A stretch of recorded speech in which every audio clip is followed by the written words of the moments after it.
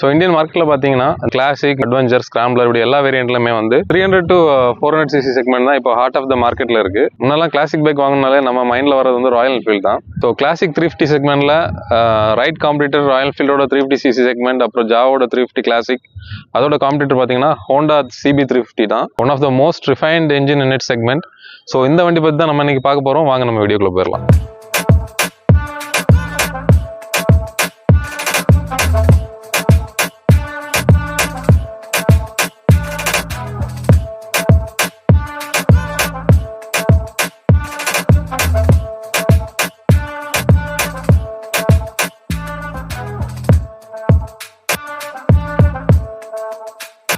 ஒரு retro vintage பைக்கோட, ஒரு கிளாசிக் பைக்கோட லுக் அப்பியரன்ஸ் வந்து ஒரு ரெசம்பிளன்ஸ் வந்து உங்களுக்கு அப்படியே தெரியும். ஸோ டேங்கோட ஷேப் ஆகட்டும், ஃபெண்டர்ஸ், ஸ்ப்ளிட் சீட்ஸ் கொடுத்துருக்காங்க, ஒரு குரோம் ஃபினிஷ்ட் சைலன்சஸ், மொத்தத்தில் ஒரு ரெட்ரோ லுக், ஒரு கிளாசிக் ரெட்ரோ பைக்கோட லுக் இருக்குது. ஸோ எல்லாமே பார்த்தீங்கன்னா வண்டி பழைய லுக்கில் இருந்தாலுமே வண்டியோட ஃபியூச்சர்ஸ் ஆகட்டும் எல்லாமே உங்களுக்கு வந்து ஒரு மாடர்ன் டெக்னாலஜியை பேஸ் பண்ணி தான் இருக்குது. ஸோ என்னென்ன ஃபியூச்சர்ஸ் இருக்குது வண்டியிலன்னு நம்ம பார்த்துடலாம்.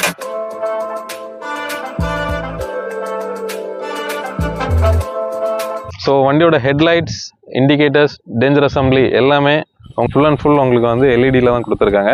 எதுவுமே ஹாலஜன் கிடையாது. ஃப்ரண்ட் அண்ட் பேக் மட்கார்ட்ஸ் ரெண்டுமே உங்களுக்கு வந்து ரொம்ப பெருசாக கொடுத்துருக்காங்க.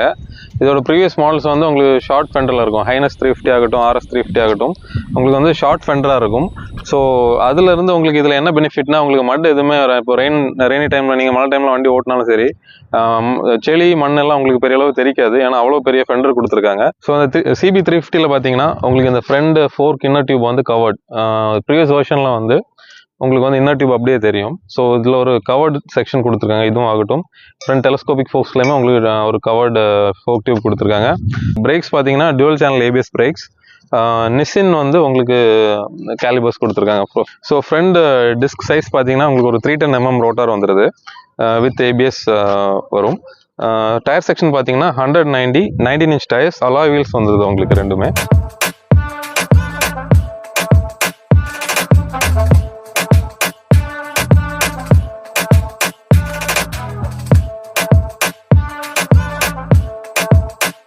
ரியர் பார்த்தீங்கன்னா உங்களுக்கு 240 mm rear disk rotor size கொடுத்துருக்காங்க. சேம் நிசின் பிரேக் கேலிபர்ஸ் தான். பேக் டயர்ஸ் பார்த்தீங்கன்னா உங்களுக்கு 130, 70, 18 செக்ஷன் பேக் டயர்ஸ் கொடுத்துருக்காங்க. ஒரு ப்ராடரான டயர் கொடுத்துருக்காங்க. ஸோ இந்த வண்டியில் பார்த்தீங்கன்னா உங்களுக்கு டுவல் ஹார்ன் கொடுத்துருக்காங்க. நல்ல ஒரு சவுண்டான ஹார்ன் இருக்குது.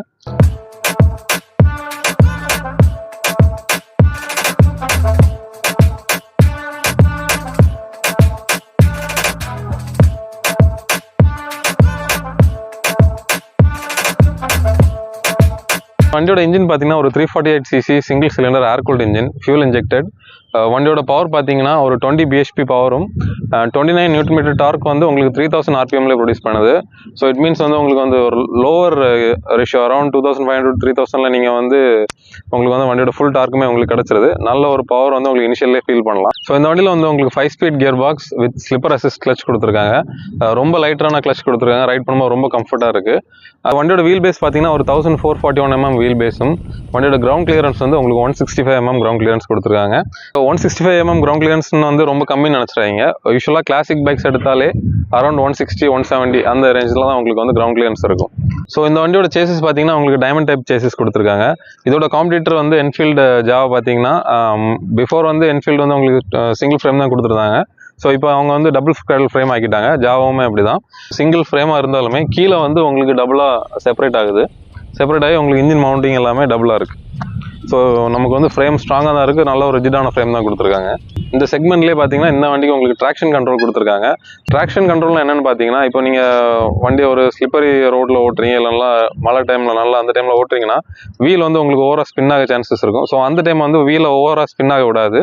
ஸோ அதுக்கு ஒரு சென்சார் அவங்க ஃபிக்ஸ் பண்ணியிருக்காங்க. ஸோ அதுதான் ட்ராக்ஷன் கண்ட்ரோல். ஸோ யூஸ்வலாக எல்லா காஸ்ட்லேயுமே இருக்கும். ஸோ பைக்ஸ்லேயுமே உங்களுக்கு ஹை அண்ட் பைக்ஸில் இருக்கும். CB350 வந்து இந்த ட்ராக்ஷன் கண்ட்ரோல் உங்களுக்கு கொடுத்துருக்காங்க. இந்த வண்டியில் பார்த்தீங்கன்னா ஃப்ரண்ட் டெலஸ்கோபிக் ஃபோக்ஸும் சஸ்பென்ஷனும், பேக்கில் வந்து உங்களுக்கு 5 ஸ்டெப் அட்ஜஸ்டபிள் ஹைட்ராலிக் சஸ்பென்ஷன் கொடுத்துருக்காங்க. என்னோட இன்ஸ்ட்ருமெண்ட் லிஸ்ட் பார்த்தீங்கன்னா உங்களுக்கு பார்ஷியலி அனலாக் அண்ட் டிஜிட்டல் கொடுத்துருக்காங்க. ஸோ லெஃப்ட் சைடில் தான் இந்த மீட்டரோட நமக்கு சுவிச்சஸ் எல்லாமே இருக்குது. Fuel range, trip A, trip B, odometer, battery voltage உங்களுக்கு எல்லாமே இதில் வந்துடும். உங்களுக்கு C டைப் சார்ஜிங் போர்ட் கொடுத்துருக்காங்க. So Honda smart voice control system கொடுத்துருக்காங்க. உங்களுக்கு ப்ளூடூத் வழியாக கனெக்ட் பண்ணிக்கலாம். ஸோ வண்டியோட ரைட் சைட் சுவிச்சஸ் பார்த்தீங்கன்னா உங்களுக்கு இதுதான் வந்து கில் சுவிட்சு, செல்ஃப் ஸ்டார்ட்டு, அப்புறம் இது ஹசார்ட் சுவிட்ச் உங்களுக்கு கொடுத்துருக்காங்க. உங்களுக்கு இண்டிகேட்டர்ஸ், அப்புறம் ஹார்ன் வந்து நல்லா சவுண்டாகவே இருக்குது, ஏன்னா டியூவல் ஹார்ன் கொடுத்துருக்காங்க. ஸோ வண்டியோட சீட் ஹைட் பார்த்தீங்கன்னா உங்களுக்கு 800 mm சீட் ஹைட் கொடுத்துருக்காங்க. வண்டியில் நம்ம உட்காந்து பார்த்துடலாம். வண்டியில் உட்காரும்போது உங்களுக்கு ஃப்ரண்ட் ப்ரொஃபைல் பார்த்தீங்கன்னா ஒரு லெங்க்தரான ஃப்ரண்ட் ப்ரொஃபைல் இருக்கும். ஏன்னா டேங்க் வந்து ரொம்ப லெங்க் ஜாஸ்தியாக இருக்குது. அதுக்கேற்ற மாதிரி உங்களுக்கு டாப் லைட்டில் வந்து ஒரு இது மவுண்ட் பண்ணி ஹேண்டில் வந்து உங்களுக்கு க்ளோஸராக கொண்டு வந்திருக்காங்க. நல்ல ஒரு ஒய்டான ஹேண்டில் பார், ஒரு அப்ரைட் பொசிஷன் தான். உங்களுக்கு வந்து ஃபுட் ரெஸ்ட் வந்து ஃபார்வர்ட் நல்லா நமக்கு ஸ்ட்ரெயிட்டாக இருக்கிற மாதிரி தான் இருக்குது. ஃபார்வர்ட் ஃபுட் ரெஸ்ட் இல்லை, நல்ல ஒரு கம்ஃபர்டபுளான ரைடிங் சீட்டிங் பொசிஷன் தான் இருக்குது. ஸோ உங்களுக்கு வந்து ஹைவே க்ரூஸ் பண்ணுறதுக்கு வந்து வண்டி ரொம்ப கம்ஃபர்டபுளாக இருக்கும். ஸோ ஜாவா புல்லட்லாம் பார்த்தீங்கன்னா உங்களுக்கு வந்து இவ்வளோ ஃப்ரண்ட் ப்ரொஃபைல் இருக்காது. ஸோ உங்களுக்கு இன்னும் க்ளோஸராக தான் இருக்கும் ஹேண்டில் பார். ஸோ உங்களுக்கு பார்த்தாலே தெரியும். அதே மாதிரி டேங்க் கெப்பாசிட்டி பார்த்தீங்கன்னா உங்களுக்கு வந்து 15.5 liters டேங்க் கெப்பாசிட்டி கொடுத்துருக்காங்க. So larger tank capacity compared to it segment வந்து உங்களுக்கு ஹையர் கெப்பாசிட்டி கொடுத்துருக்காங்க டேங்க் கெப்பாசிட்டி. வண்டியோடைய சைட் ஸ்டாண்டும் சென்டர் ஸ்டாண்டும் வந்துடுது. நிறைய பைக்ஸ்லாம் வந்து இப்போ சென்டர் ஸ்டாண்ட் வந்து உங்களுக்கு ஆப்ஷனலாக தான் வருது. ஸோ வண்டியோட சவுண்ட் பார்த்துடலாம். வண்டியில் ஒரு நல்ல தம்ப் இருக்குது, பட் வைப்ரேஷன் வந்து ரொம்ப கம்மியாக இருக்குது. கம்பேரிட்டிவ்லி வந்து ரொம்ப ரிஃபைண்டாக இருக்குது இன்ஜின். அதே மாதிரி உங்களுக்கு இன்ஜின் நாய்ஸ் பார்த்தீங்கன்னா வேறு வால்வ் நாய்ஸ் எதுவுமே இல்லை.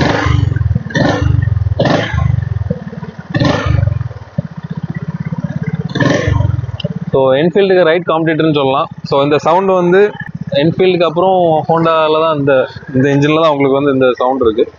நல்ல ஒரு தம்ப்.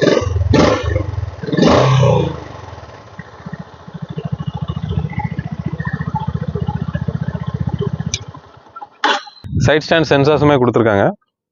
ஸோ இந்த வண்டியை நம்ம ரைட் பண்ணி பார்த்துடலாம். இந்த செக்மெண்ட்லேயே ரொம்ப ரிஃபைண்டான இன்ஜின் சொன்னால் நம்ம CB350 இன்ஜின் தான். ஸோ அதே இன்ஜின் பிளாட்ஃபார்ம் தான், நமக்கு ஹைனஸ் எல்லாமே இதே இன்ஜின் பிளாட்ஃபார்ம் தான். பட் வந்து இனிஷியல் ஸ்டேஜ் ஒரு லோ RPMலேயே உங்களுக்கு வந்து 29 Nm டார்க் வந்து உங்களுக்கு வந்து ஃபீல் பண்ணலாங்கிறபோது ரொம்ப டார்க்கியான வெஹிக்கிளாக இருக்கும். கியர் டிரான்ஸ்மிஷன் வந்து அவ்வளோ ஸ்மூத்தாக இருக்குது. கிளச்சுமே ரொம்ப லைட்டராக இருக்குது. ஒரு ஃபிங்கர்லேயே நம்ம ஆப்ரேட் பண்ணுற மாதிரி ஸ்லிப்பர் கிளச் கொடுத்துருக்காங்க. டவுன்லேயே ஆகட்டும், ஹைவே க்ரூஸ் பண்ணாலுமே உங்களுக்கு வந்து ரொம்ப கம்ஃபர்டபுளாக இருக்கும்.